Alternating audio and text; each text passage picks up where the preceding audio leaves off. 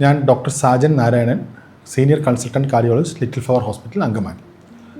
ഞാനിന്ന് നിങ്ങളോട് സംസാരിക്കാൻ ഉദ്ദേശിക്കുന്ന വിഷയം ഉയർന്ന രക്തസമ്മർദ്ദവും ഹൃദ്രോഗവും എന്നുള്ള ഒരു വിഷയത്തെക്കുറിച്ചാണ്. രക്തസമ്മർദ്ദം എന്ന് പറഞ്ഞാൽ ഉയർന്ന രക്തസമ്മർദ്ദം അല്ലെങ്കിൽ ഹൈപ്പർ ടെൻഷൻ എന്നത് വളരെ സർവ്വസാധാരണമായ അസുഖമാണ്. ഇതിൽ ആദ്യം നമ്മൾ നോർമൽ ബ്ലഡ് പ്രഷർ, സാധാരണയായ ബ്ലഡ് പ്രഷർ എന്താണെന്ന് ആദ്യം നിർവചിക്കേണ്ടിയിരിക്കുന്നു. വയസ്സ് ഇറസ്പെക്റ്റീവ് ഓഫ് ദ ഏജ്, വയസ്സ് ഭേദമന്യേ നോർമൽ ബ്ലഡ് പ്രഷർ എന്ന് നിർവചിക്കപ്പെടുന്നത് 120/70 മില്ലിമീറ്റർ മർക്കുറിയാണ്. ഇത് ഓഫീസ് ബ്ലഡ് പ്രഷർ, അതായത് ആശുപത്രിയിൽ നമ്മൾ ബ്ലഡ് പ്രഷർ അളക്കുമ്പോൾ 2 തവണ 2-3 ആഴ്ചയുടെ ഇടവേളയിൽ 2 തവണ 140/90 മേലെ റെക്കോർഡ് ചെയ്യുമ്പോഴാണ് ഒരാൾക്ക് ഉയർന്ന രക്തസമ്മർദ്ദം അല്ലെങ്കിൽ ഹൈപ്പർ ടെൻഷൻ എന്ന് നിർവചിക്കപ്പെടുന്നത്. ഇതിൻ്റെ പ്രാധാന്യം എന്തെന്നാൽ ഹൈപ്പർ ടെൻഷൻ എന്ന് പറഞ്ഞാൽ അല്ലെങ്കിൽ ഉയർന്ന രക്തസമ്മർദ്ദം മറ്റ് അസുഖങ്ങളെ കമ്പയർ ചെയ്ത്, അതായത് ക്യാൻസർ, ഹൃദ്രോഗം, സ്ട്രോക്ക്, വാഹനാപകടം എന്നിവ എല്ലാം കമ്പയർ ചെയ്യുമ്പോൾ ലോകമെമ്പാടും ഏറ്റവും അധികം ആൾക്കാർക്ക് അസുഖം വരാനും കിടപ്പിലാവാനും മരണം സംഭവിക്കാനും സാധ്യതയുള്ള ഒരു അസുഖമാണ്. രക്തസമ്മർദ്ദത്തിൻ്റെ ഏറ്റവും പ്രധാനപ്പെട്ട ഒരു ഘടകം എന്ന് പറഞ്ഞാൽ അവസാനത്തെ സ്റ്റേജ് വരെ, അല്ലെങ്കിൽ അവസാന നിമിഷം വരെ ഇതിൻ്റെ ലക്ഷണങ്ങളൊന്നും ഉണ്ടാവില്ല എന്നുള്ളതാണ്. ഉയർന്ന രക്തസമ്മർദ്ദം മൂലം അവയവങ്ങൾക്ക് കേടുപാട് പറ്റുമ്പോൾ മാത്രമാണ് രോഗിക്ക് അതിനെക്കുറിച്ച് ബോധമുണ്ടാകുന്നത്. കഴിഞ്ഞ 10 വർഷത്തിനകത്ത് നടത്തിയ പഠനങ്ങളുടെ ഒരു സംക്ഷിപ്ത രൂപം എന്തെന്നാൽ 20-40 വയസ്സിനിടയ്ക്കുള്ള ചെറുപ്പക്കാരിൽ ഹൈപ്പർ ടെൻഷൻ, അതായത് ഉയർന്ന രക്തസമ്മർദ്ദത്തിൻ്റെ കണക്ക് ഏകദേശം 22%. അത് പ്രായം കൂടുന്തോറും അതിൻ്റെ ശതമാനം കൂടി വരും. എക്സാമ്പിളായിട്ട് 40-60 വയസ്സിനിടയ്ക്ക് ഏകദേശം 48% ആൾക്കാർ രക്തസമ്മർദ്ദത്തിന് അടിമയാണ്. ഇപ്പോൾ കഴിഞ്ഞ 5-10 വർഷത്തിനകത്ത് വരുന്ന ഒരു പ്രവണത എന്തെന്നാൽ സ്കൂൾ കുട്ടികൾക്ക്, അതായത് 10-20 വയസ്സിനിടയ്ക്ക് കുട്ടികൾക്ക് പോലും ഉയർന്ന രക്തസമ്മർദ്ദം കണ്ടുവരുന്നു. ഇത് പ്രധാനമായും ഈ ഹൈപ്പർ ടെൻഷൻ, ഷുഗർ, കൊളസ്ട്രോൾ എന്നീ അസുഖങ്ങളെല്ലാം തന്നെ കൂടുതലായും നമ്മുടെ ജീവിതചര്യയായിട്ട് ബന്ധപ്പെട്ട് കിടക്കുന്നതാണ്.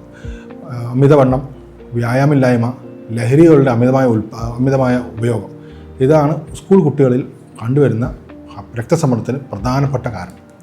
പണ്ടെല്ലാം കുട്ടികൾ പുറത്തിറങ്ങി ഗ്രൗണ്ടിൽ കളിച്ചിരുന്ന സമയത്ത് ഇപ്പോൾ മൊബൈലിലേക്കും TV-യിലേക്കും ചുരുങ്ങുകയും ഭക്ഷണം കഴിക്കുന്നതിന് മുഴുവൻ ഫാസ്റ്റ് ഫുഡ് സംസ്കാരം നമ്മുടെ നാട്ടിലേക്ക് വരികയും ചെയ്തതോടെ അമിതവണ്ണം വളരെ സാധാരണയായി കണ്ടുവരുന്നു.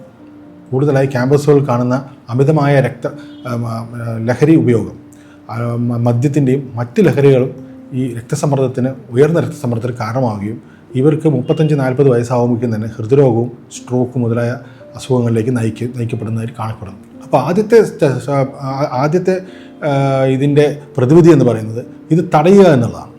ഉയർന്ന രക്തസമ്മർദ്ദം തടയാൻ നമ്മൾ എന്താണ് ചെയ്യേണ്ടത്? അതിൻ്റെ ബോധവൽക്കരണം നമ്മൾ ചെറിയ ക്ലാസ്സുകളിൽ തന്നെ ആരംഭിക്കേണ്ടിയിരിക്കുന്നു. ഒരു 5ാം ക്ലാസ് മുതലുള്ള കുട്ടികൾക്ക് ഇതിനെക്കുറിച്ച് അവബോധം ഉണ്ടാക്കുന്നത് വളരെ നന്നായിരിക്കും. ഒരു ദിവസം കുട്ടി പഠനത്തോടൊപ്പം തന്നെ ഒരു നിശ്ചിത സമയം വ്യായാമത്തിനായി ചെലവഴിക്കേണ്ടിയിരിക്കുന്നു. സ്കൂളിലെല്ലാം തന്നെ കായിക വിനോദങ്ങൾക്ക് വളരെയധികം പ്രാധാന്യം കൊടുക്കേണ്ടതുണ്ട്. കൂടാതെ ഒരു ഭക്ഷണ സംസ്കാരം വീടുകളിൽ തന്നെ ആരംഭിക്കേണ്ടതുണ്ട്. അതിൻ്റെ ആദ്യത്തെ പടിയായി അച്ഛനമ്മമാർ ആദ്യം ബോധവൽക്കരണം നടത്തണം.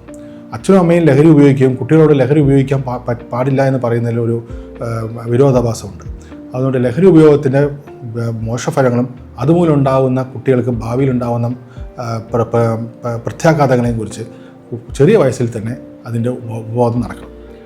എസ്പെഷ്യലി വളരെ പ്രത്യേകിച്ച് കുടുംബങ്ങളിൽ പ്രഷറുള്ളവർക്ക്, ഒന്നിലധികം ആൾക്കാർക്ക് പ്രഷറിൻ്റെ അസുഖം, അതായത് രക്തസമ്മർദ്ദമുള്ള കുടുംബങ്ങളിൽ കുട്ടികൾക്ക് 20 വയസ്സിന് മുമ്പ് തന്നെ അതിൻ്റെ ബോധവൽക്കരണവും ജീവിതചര്യയിലുള്ള മാറ്റങ്ങളും വളരെ ഊന്നൽ നൽകേണ്ടിയിരിക്കുന്നു.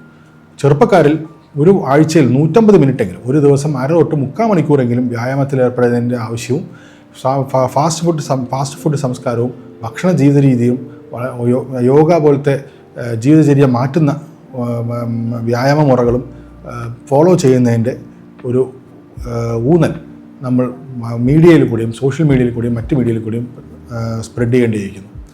കൂടാതെ മുതിർന്ന ആൾക്കാരിൽ 40 വയസ്സിന് മേലുള്ളവർക്ക് രക്തസമ്മർദ്ദം കണ്ടുപിടിച്ചാൽ അവരുടെ അടുത്തുള്ള ഡോക്ടറെ കൺസൾട്ട് ചെയ്യും, അതിന് വേണ്ട ടെസ്റ്റുകൾ നടത്തുകയും അതിന് വേണ്ട മരുന്നുകൾ ചികിത്സ കൃത്യമായി പാലിക്കേണ്ടതും വളരെ അത്യാവശ്യമാണ്. ഇത്രയും ഞാൻ പറഞ്ഞതിൽ നിന്ന് നിങ്ങൾക്ക് ഇതിൻ്റെ സീരിയസ്നെസ്സിനെ കുറിച്ചും ഇതിൻ്റെ പ്രാധാന്യത്തെക്കുറിച്ച് മനസ്സിലായിരിക്കുമെന്ന് ഞാൻ കരുതുന്നു.